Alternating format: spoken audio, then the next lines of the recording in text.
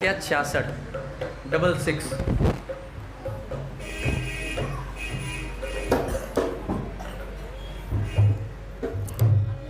भाई जी बाबा की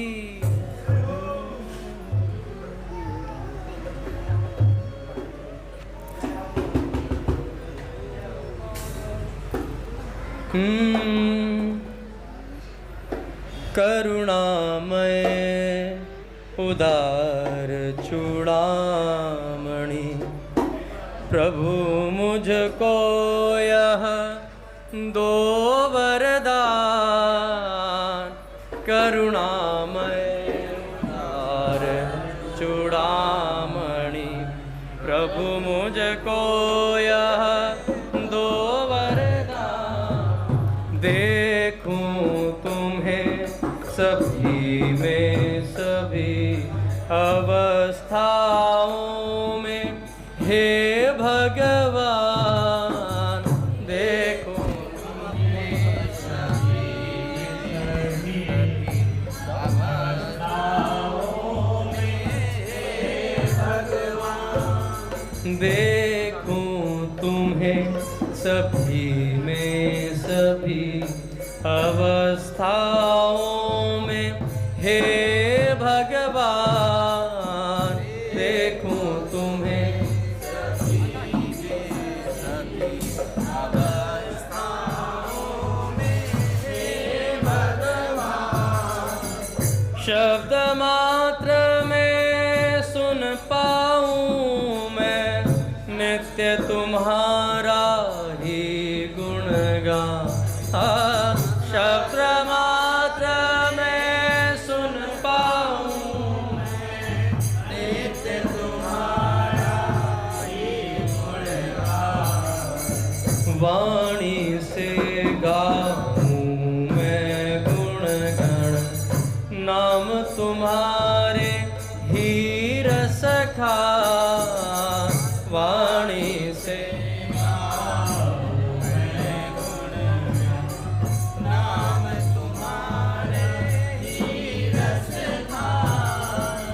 इंद्रिय सभी सदा पुलकित हों पाकर मधुर तुम्हारा स्पर्श। इंद्रिय सभी सदा पुलकित हों पाकर मधुर तुम्हारा स्पर्श।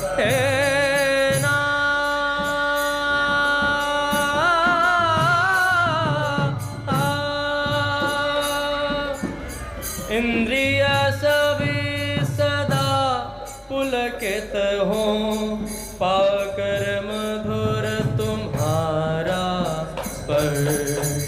इंद्रिय सभी सदा पुलकित हों पाकर मधुर तुम्हारा स्पर्श। कर्म नित्य सब करें तुम्हारी ही सेवा पावे उत्कर्ष। कर्म नित्य सब जय हो प्रभु हे नाम ही सेवा पावे उत्कर्ष। बुद्धि चेत मन रहे सदा ही एक तुम्हारी स्मृति में ली।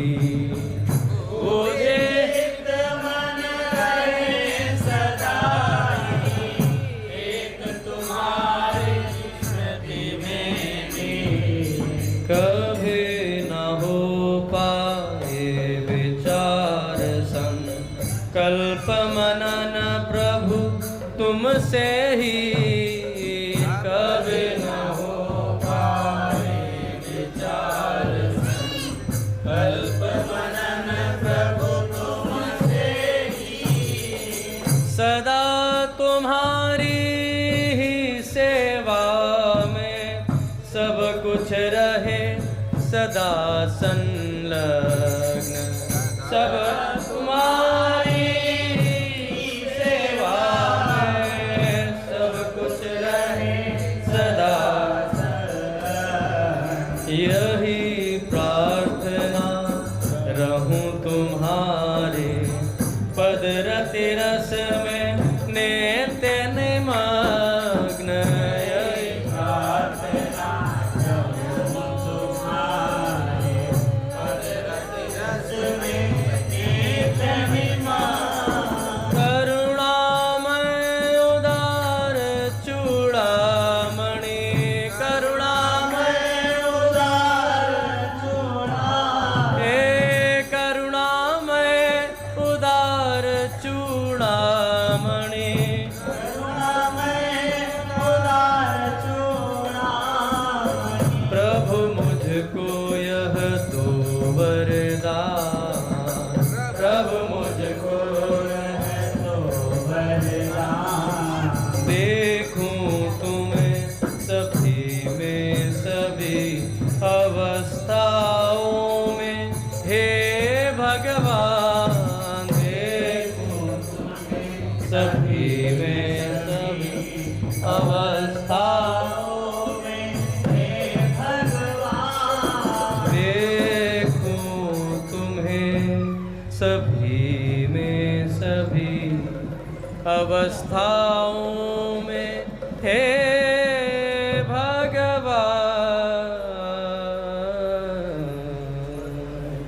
श्री भाई जी बाबा की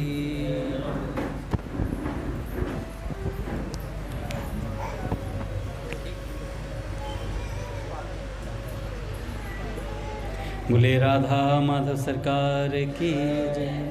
पूज्य श्री भाई जी महाराज की जय। पूज्य श्री राधा बाबा की जय। पूज्य मैया की जय। अपने प्यारे भैया की जय। पूज्य दादा की जय।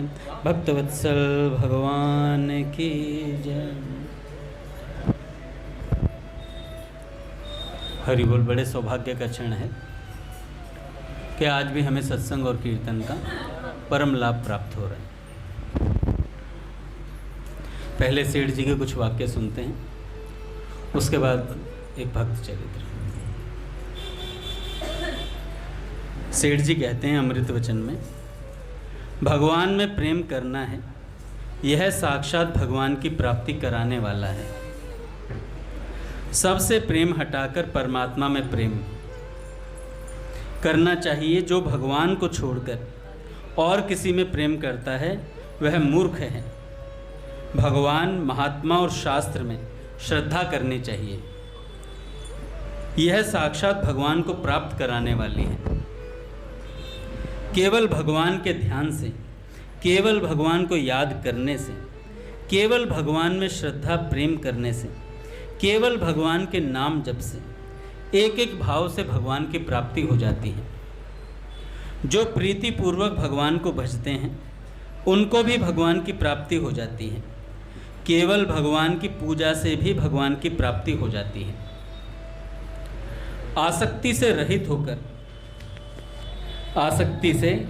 रहित होकर निष्काम भाव से कर्म करने से भी भगवान की प्राप्ति हो जाती है।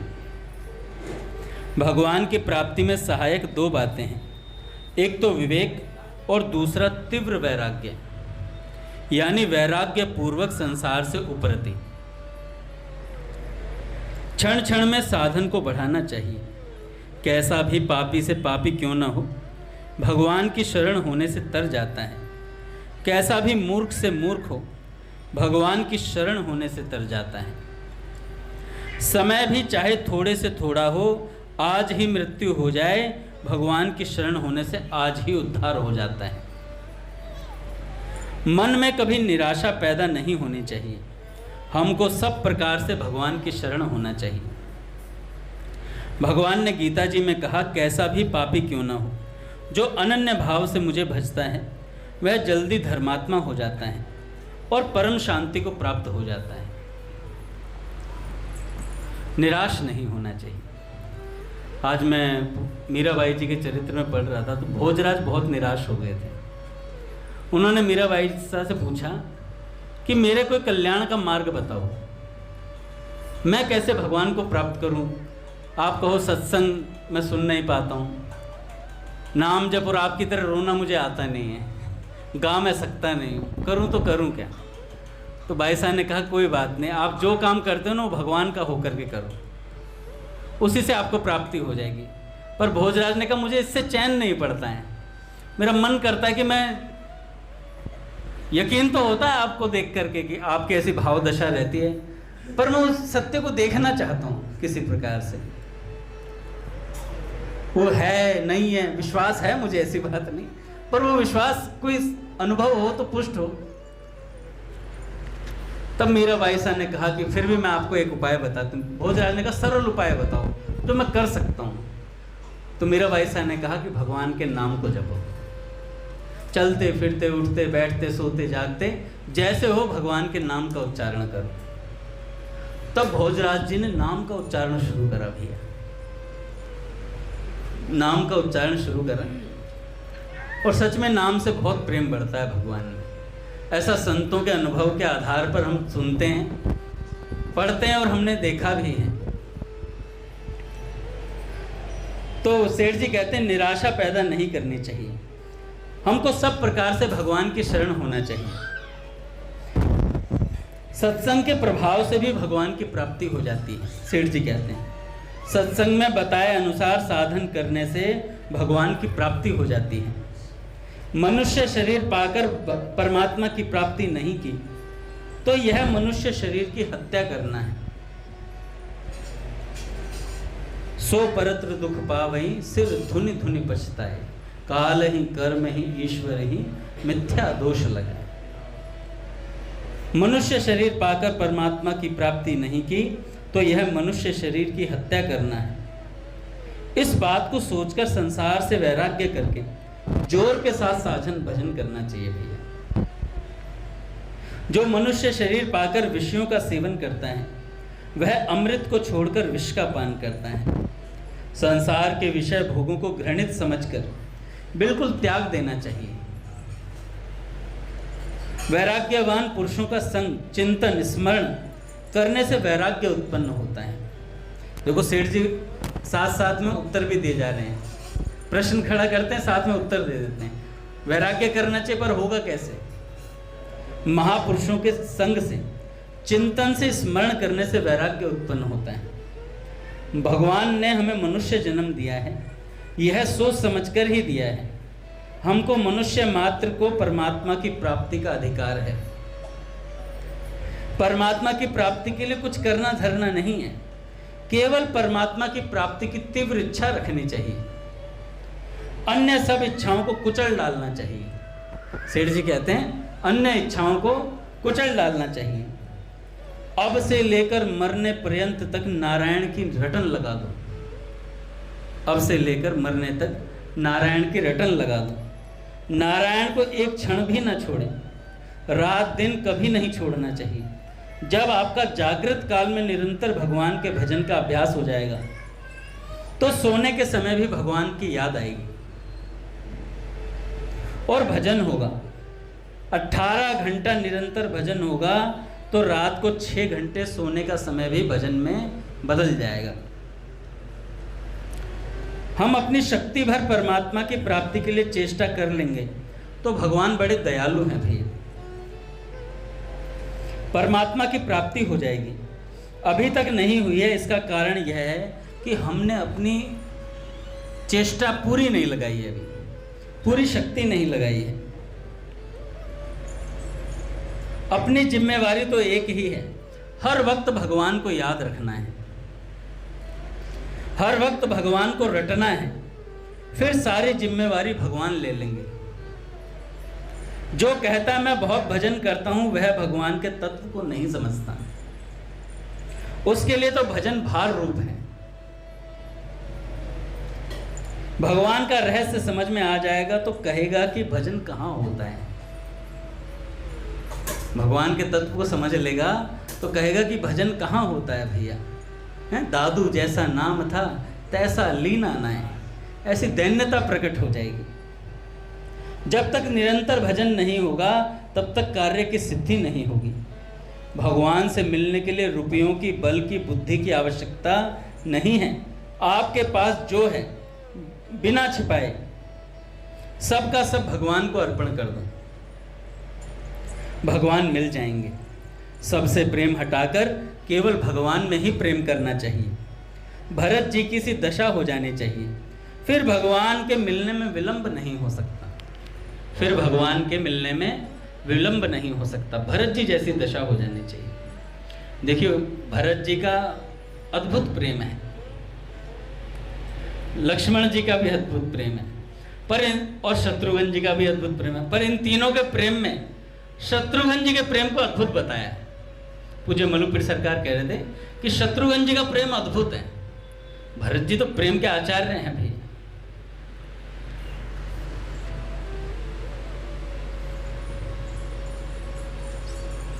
क्यों बताया? लक्ष्मण जी तो साफ कह देते हैं कि पिताजी ने मैं शीश उतार के ले आऊंगा दशरथ जी का, आपको वनवास पे भेजा, और कहते मैं तो आपके अलावा किसी को जानता ही नहीं हूं। साफ मना कर देते हैं लक्ष्मण जी। ऐसा अद्भुत प्रेम है, वो कुछ भी कर गुजरने के लिए तैयार है लक्ष्मण जी। भरत जी का हम लोगों ने सुना ही है भैया कि प्रभु कर कृपा पावरी दीनी, सादर भरत शीश धर लीनी। राम भक्त ले चला रे राम के निशाने, राम भक्त ले चला रे राम के निशाने। शीश पर खड़ाओ अखियों में पानी, शीश पर खड़ाओ अखियों में पानी। राम भक्त ले चला रे राम की निशानी, राम भक्त ले चला रे राम की निशानी। पल छिन लागे सदियों जैसे, 14 बरस कटेंगे कैसे। बड़ा सुंदर भजन है यार, जाने समय क्या खेल दिखाए हैं। तो भरत जी का अद्भुत प्रेम है भैया।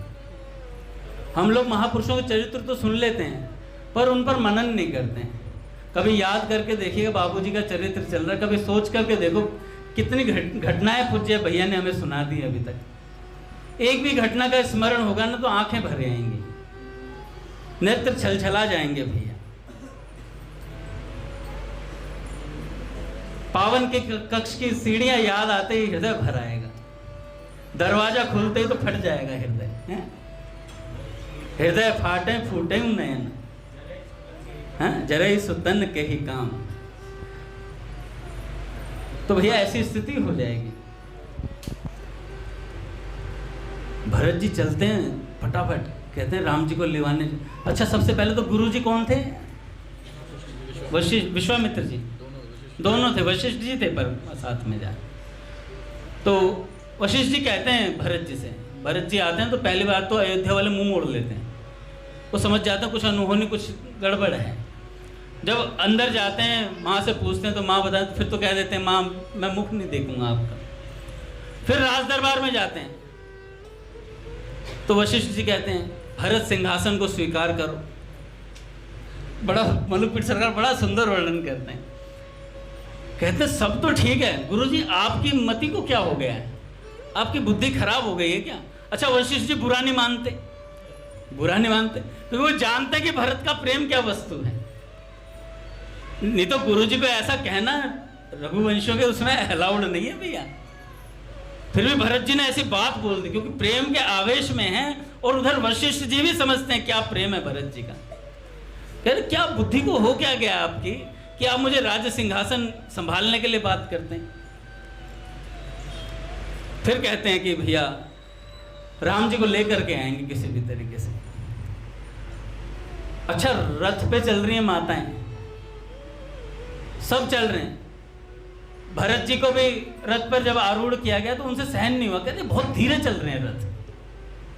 जब भरत जी उतर करके चलने लगे तो रथ पीछे रह गए, भरत जी बहुत आगे निकल गए थे उनसे, इतनी स्पीड थी। तो पूज्य महाराज जी कह रहे थे साधक की स्पीड ऐसी ही होती है, साधक को सहन नहीं होता। वो जिसे भगवान की प्राप्ति करनी होता है ना, वो एक ढर्रे में नहीं चल पाता, वो तेजी से आग बबूला होकर के चलता है। पूज्य भैया कहते हैं या तो निरंतर चलो या एक बार में धड़क कर ऐसा चलो कि काम हो जाए।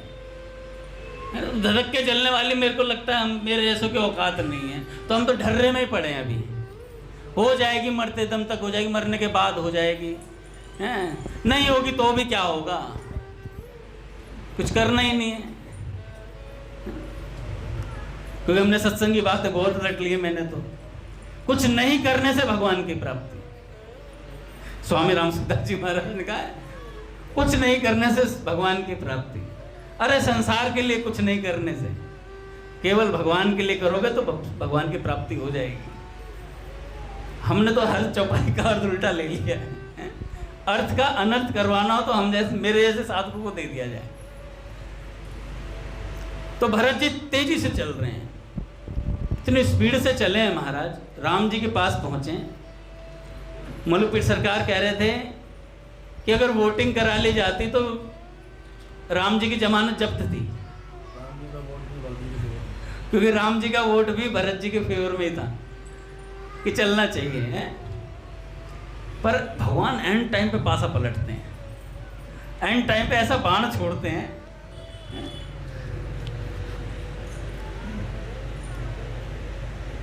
जनक जी थे, जनक जी को फैसला करने के लिए बुलाया गया कि सब कह रहे हैं कि इन्हें वापस जाना चाहिए या नहीं जाने। भरत जी कह रहे हैं राम जी को लेकर के चलेंगे वापस। तो सब वशिष्ठ जी उनसे पूछा, वशिष्ठ जी ने तो कह दिया मेरी तो बुद्धि काम नहीं कर रही, सब वेद सब भूल गया हूँ मैं, मेरे बस की बात नहीं है। जब जनक जी ने देखा, पूज्य दादा को प्रणाम, जब जनक जी ने देखा तो जनक जी भी कह रहे यार समझ नहीं आ रही कहानी मुझे तो, हमें तो जैसा भरत कह रहा है मुझे तो वैसा ही समझ में आ रहा है। जब सबने कह दिया वही भरत जी का पक्ष रख दिया, तब राम जी ने कहा कि अगर प्रेम ही करते हो बिन मोल बिक जाओ। और पूज्य मलुकपीर सरकार कह रहे थे वहां अंदर ही अंदर भरत जी को सावधान किया भगवान ने। भरत जी को सावधान क्या किया कि हमें भगवान के अनुकूल होना है, हमें भगवान को अपने अनुकूल नहीं करना है। और ऐसी बात जैसे ही भरत जी को राम जी ने कह दिया ना कि जैसा भरत चाहता वैसा होगा, तत्काल भरत जी सावधान हो गए थे। कह रहे यहां कुछ गड़बड़ हो गई है मुझसे, ये प्रेम की मर्यादा नहीं है, प्रेम के लिए दिया जाता है, लिया नहीं जाता। और जैसे ही ऐसा भगवान ने कहा कि बिन मोल बिक जाओ, तब भरत जी ने कहा कि प्रभु गड़बड़ हो गई। तब भरत जी ने सहज स्वीकार कर लिया, प्रभु मैं आपकी चरण पादुका चाहता हूं। और इतना कह करके सर्वस्व त्याग कर दिया तत्काल, वहीं का वहीं। यह भरत जी का प्रेम था भैया। चल दिए चुपचाप, गड्ढा करके नंदीग्राम में, और वहां सोते थे। और गौ माता को जो गेहूं खिलाए जाते थे उसके बाद जो गोबर में निकलता था गेहूं निकलते, उसको धो करके उसे पाते थे। संतों के अलग अलग संतों ने कई कई तरीके से बताया कि क्या क्या चीज पाते थे। तो ऐसा उनका वैराग्य था।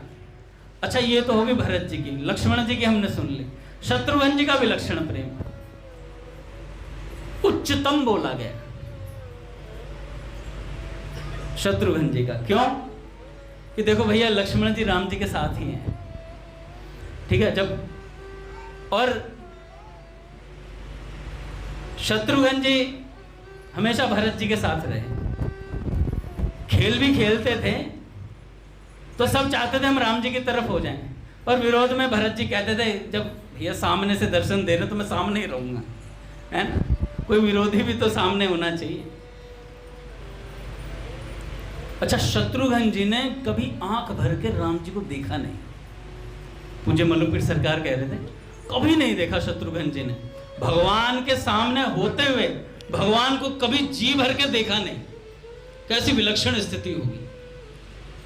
उसके बाद भरत जी ने कह दिया, ये भरत जी तो वैराग्य से रहने लगे यहाँ पर, राम जी की चरण पादुकाओं का सहारा तो है कम से कम।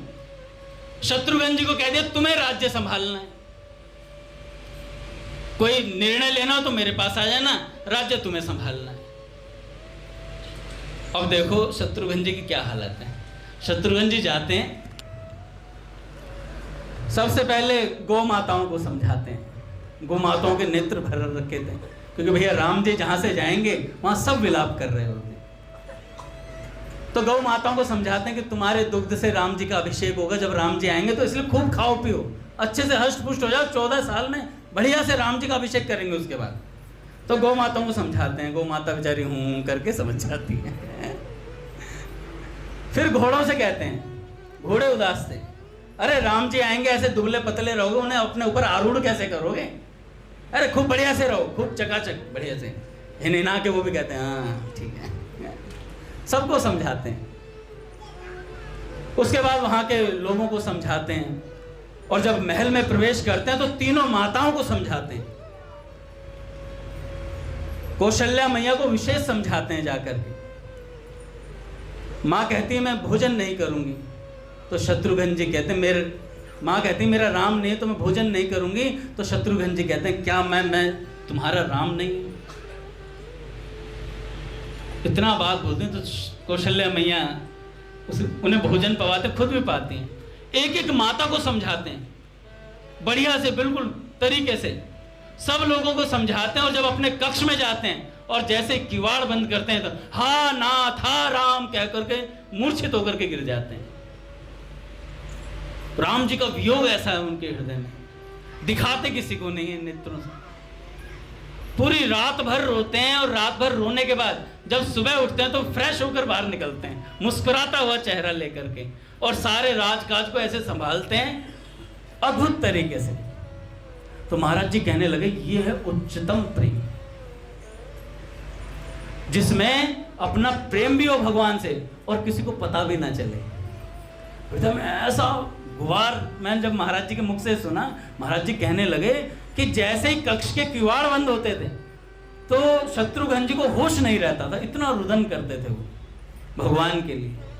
सोचो चेहरा भी ढंग से नहीं देखा तब इतना प्रेम है, अगर देख लेते जी भर करके तो क्या दशा होती शत्रुघ्न जी की। तो ये निष्काम प्रेम कहलाता है भैया सेठ जी की भाषा में, कि सब कुछ करते हुए कोई आशा नहीं, केवल भगवान से निस्वार्थ प्रेम, प्रेम के लिए प्रेम करना। भाई जी कहते हैं प्रारंभ में सकाम प्रेम होता है, और सकामता निष्कामता में परिवर्तित होगी ही होगी, क्योंकि बाबूजी ने कहा कि मैंने प्रारंभ में सकाम भाव से ही नाम जप शुरू किया था, भजन शुरू किया था, और करते करते वो निष्कामता को प्राप्त हो गया। फिर तो बाबूजी क्या से क्या हो गए हम लोग सुन ही रहे हैं भैया। तो सेठ जी कहते हैं भगवान से मिलने के लिए रुपयों की, बल की, बुद्धि की आवश्यकता नहीं है। आपके पास जो है बिना छिपाए सब का सब भगवान के अर्पण कर दो, भगवान मिल जाएंगे। सबसे प्रेम हटाकर केवल भगवान में ही प्रेम करना चाहिए। भरत जी जैसी दशा हो जानी चाहिए। भूख प्यास नींद का ज्ञान ही नहीं रहना चाहिए। रात दिन भगवान के लिए रोना तड़पना चाहिए, लोगों के सामने नहीं, एकांत में, क्योंकि जो चीज बाजार में गई वो बिक जाएगी। इसलिए पूज्य भैया उस दिन कहते अपनी अनुभूतियां नहीं बतानी चाहिए। जैसे कोई सपना आया था, मैं गिरधर मेरे को ना इतना उच्च कोटि का सपना है, बाबूजी साक्षात ही थे, कहने को स्वप्न था। तू समझ रहा है ना गिरधर? 4 बात लोगों को और बता दूं, दादा को विशेष बताइए कि दादा मेरा आदर करना शुरू कर दें। आंखें बोलती हैं भैया साधक की, आंखें बोलते। एक संत कह रहे थे कि साधक के नेत्र बता देते हैं उसे भगवत प्राप्ति की कितनी त्वरा है। एक घटना सुनाते हैं मलुक पीर सरकार के, एक कोटा में रहने वाली एक लड़की थी, उसने कथा सुनी, भगवान के स्वरूप का वर्णन सुन लिया। वर्णन सुनकर के एक बार की कथा का असर उस पर ऐसा हो गया कि उसे भगवान की प्राप्ति की लालसा जाग गई। गिरिराज जी आ गई। गिरिराज जी में पूज्य रामचंद्र पुजारी जी और पूज्य श्री भक्तमाली जी महाराज, जिन्हें बड़े पुजारी जी कहा जाता था, तो दोनों बैठे हुए थे गिरिराज जी की परिक्रमा में। पुजारी जी तो अपना चट्टपट्ट बन के रहते थे, अपना बढ़िया, जब पुजारी हैं तो भैया बढ़िया बन के रहते थे। और पूज्य भक्तमाली जी महाराज का साधारण वेश था, उन्हें देख करके कोई ये नहीं कह सकता कि संत हैं, ऐसे ही रहते थे महाराज जी। अद्भुत वैराग्य था उनका। मैं बताता हूँ ना, कई बार उनको किसी ने कुर्सी ऑफर कर दी, महाराज जी कुर्सी पर बैठिए, तो कहने लगे कुर्सी तो हमने बचपन में छोड़ दी। कह रहे क्यों? कह रहे हमारे गांव का नाम कुर्सी था। हमारे गांव का नाम कुर्सी था। भक्तमाली जी कहते थे मैं भक्त उसे मानता हूं जो भक्त मुझे माने। जो मुझ जैसे को भक्त मानता हूं कितना बड़ा भक्त होगा, ऐसा भक्तमाली जी कहते थे। ऐसी दैन्यता विनम्रता उनके भीतर थी।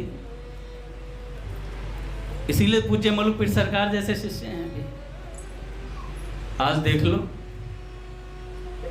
कोई कह रहा था कि सनातन धर्म इक्वल टू पूज्य मलुकपीठ सरकार, सनातन धर्म इक्वल टू पूज्य मलुकपीठ सरकार। महाराज जी कह रहे थे, एक छोटी सी घटना याद आ गई, फिर उसको क्या बता रहा था मैं? हाँ, लड़की जो आई थी, दादा पूज्य पहाड़ी बाबा सरकार थे, तो पूज्य महाराज जी बता रहे थे, ये घटना बता के फिर बताऊंगा कोटा वाली घटना। महाराज जी कहते पूज्य पहाड़ी बाबा सरकार के सामने कई बार कई साधु कह देते थे, महाराज जी बहुत काम है, महाराज जी बहुत काम है, बहुत व्यस्तता है। अच्छा, ऐसे बोलना सदुक्कड़ी भाषा में अच्छा नहीं माना जाता है। तो पहाड़ी बाबा सरकार के सामने कोई ये कहता था ना बहुत काम है, तो इधर कहते इधर साधुओं के बीच में रहते हुए भी काम रह गया भीतर तेरे, अभी भी काम वासना के चक्कर में पड़े हो। ये बोलो सेवा बहुत है, ये बोलो सेवा बहुत है, काम के चक्कर में मत पड़ो, ऐसे पहाड़ी बाबा सरकार बोलते। और भी घटनाएं पहाड़ी बाबा सरकार के तो मैं बता नहीं सकता यहाँ पर, क्योंकि पक्कड़ी भाषा में है तो,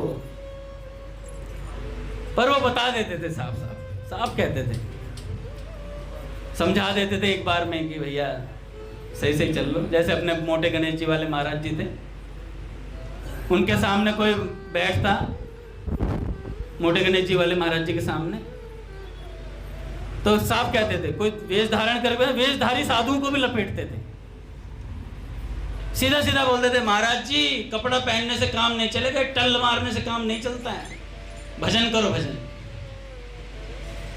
दादा तुझे भैया आएंगे,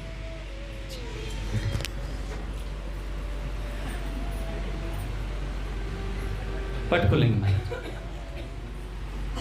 श्री राम जय राम जय जय राम,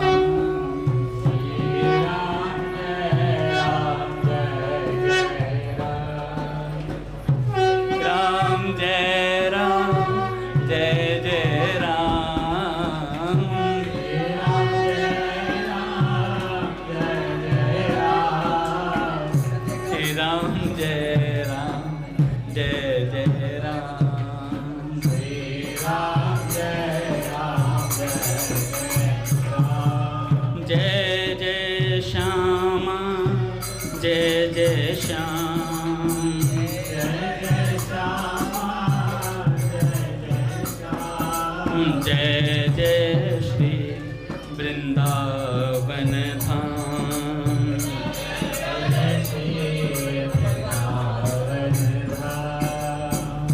बोलिए राधा माधव सरकार की।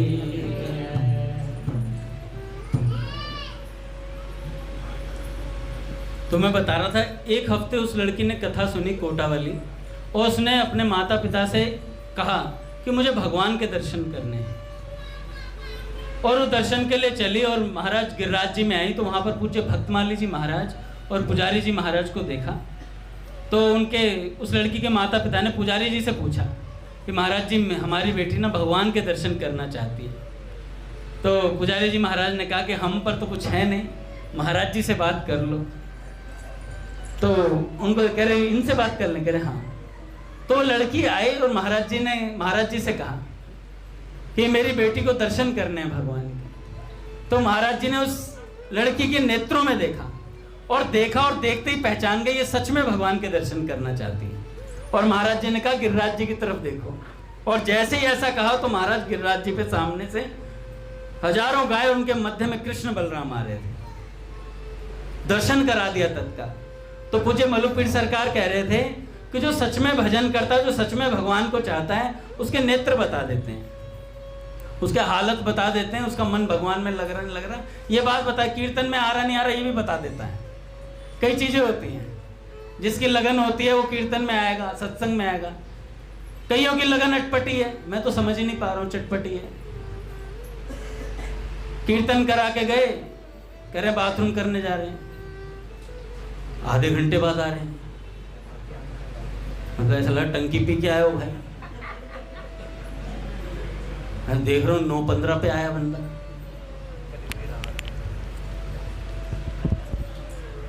भाई जी ने कहा कटाक्ष नहीं मारना चाहिए सत्संग में, इसलिए पर आखिरी मार रहा हूँ आज।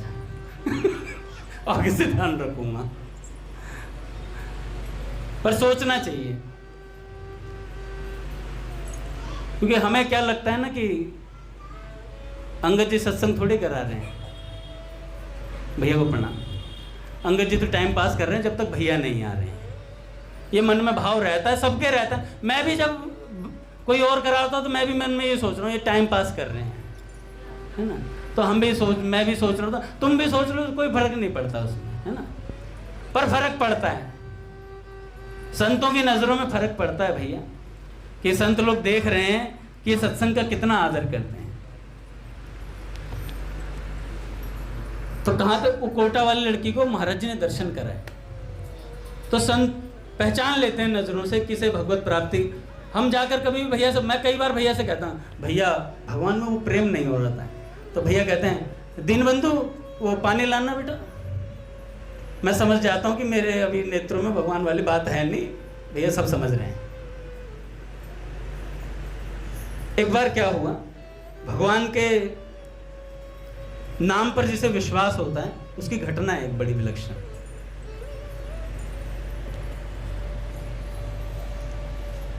पांच मिनट में ही पूरी कर दूंगा, चिंता न करें। नाम था रेशमवती माता जी। वो आज भी जीवित है, मथुरा में रहती है, आज भी वो जीवित है, मथुरा में रहती है। दादा 5 मिनट एक्स्ट्रा दे देना, थैंक यू। गोपाल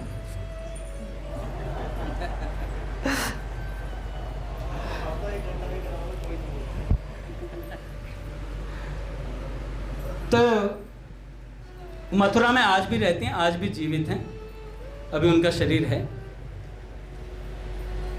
इनका परिचय यह है कि अभी भी 92 वर्ष की आयु है उनकी। उनके जो पतिदेव थे जगदीश जी पंडित उनका नाम था, और कर्णवास एक जगह है बुलंदशहर के आसपास, या बुलंदशहर में ही कर्णवास। वहाँ पर पूज्य उड़िया बाबा जी ने 8 साल भजन किया है, पूज्य भाई जी ने सत्संग किया है, वहाँ पूज्य सेठ जी ने सत्संग किया है। वो एक ऐसी जगह है, गंगा जी के किनारे है। महाराज जी बता रहे थे कि गंगा जी के किनारे वहाँ बहुत सत्संग हुआ है, पूज्य उड़िया बाबा जी द्वारा, सेठ जी द्वारा, भाई जी द्वारा, और भी कई संतों द्वारा। तो ये जगदीश जी की ये वाइफ थी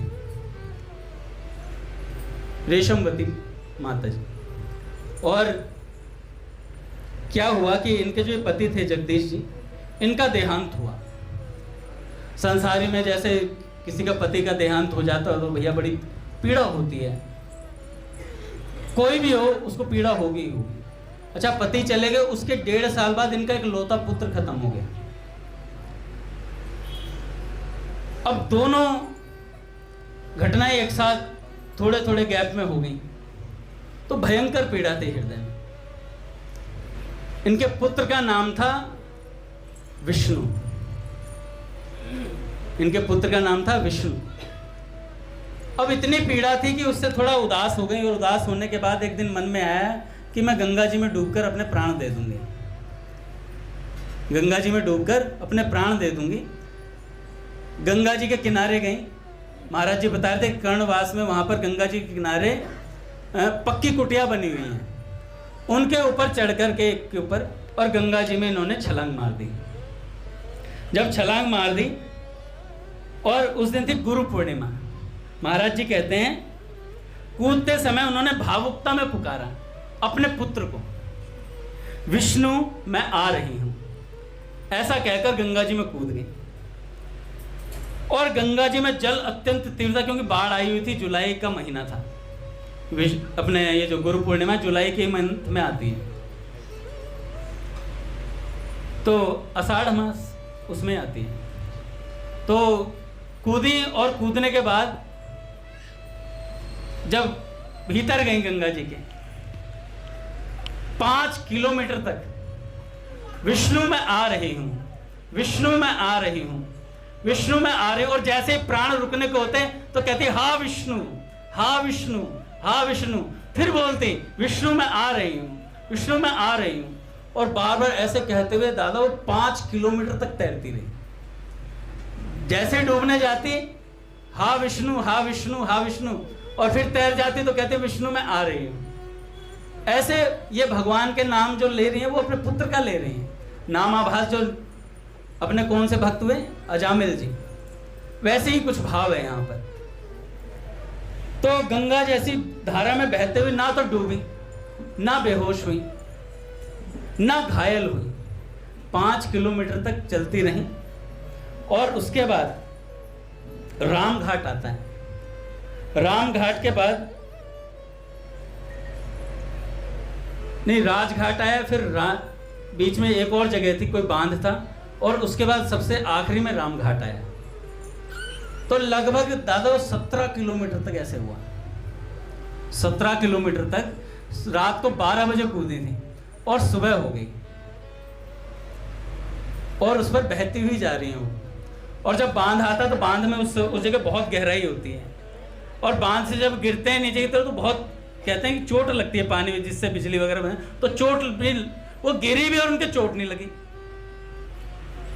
तैरती रही 17 किलोमीटर तक, और 17 किलोमीटर जाने के बाद जब राम घाट तक पहुंची, वहां पर कुछ लोग स्नान कर रहे थे, और ये हा विष्णु, हा विष्णु, विष्णु में आ रही हूं ऐसे कहते हुए बह रही थी।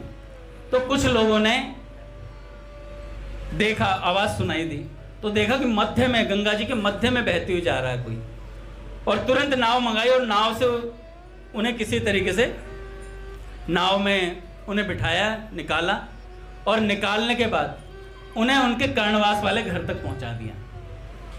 और वो माताजी आज भी मथुरा में रह करके भजन कर रही हैं। उन्होंने अपनी एक घटना बताई कि ये विष्णु नाम से, कि मेरे पति का दुख था, बेटे का दुख था, आज मेरे कोई दुख नहीं उस घटना के बाद से। मुझे यकीन होगा कि भगवान के नाम में ऐसी शक्ति है जो सब चीजों से हमको तार सकती है। सब गमों को भुलाने का एक रास्ता है भगवान का नाम। और आज वो इतना भजन कर रही है बढ़िया तरीके से। तो महाराज जी कह रहे थे कि देखो ये भगवान के नाम का प्रभाव, बिना उसके प्रभाव को जाने भगवान का नाम ले रही थी, और हम तो भगवान के नाम का प्रभाव जानकर ले रहे हैं। तो हमारे साथ क्या घटना घटेगी, हमें भगवान प्राप्त अवश्य होंगे भैया। पूज्य भाई जी कहते हैं हमें अवश्य भगवान मिलेंगे, इस बात का विश्वास रखना।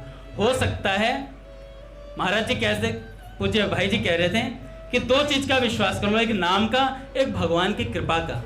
हो सकता है नाम, कुछ ऐसी परिस्थिति आए कि आपकी जिह्वा से नाम ना निकल पाए, पर आपके मन में ये विश्वास रहना कि भगवान मुझे अवश्य मिलेंगे, तो आपको भगवान अवश्य मिलेंगे। नाम जब से भी ऊपर है, भगवान की कृपा पर विश्वास, ऐसा भाई जी ने कहा। बोले भक्तवत्सल भगवान की हरि बोल। समय हो गया आरती का, दादा 5 मिनट में कंप्लीट कर देंगे।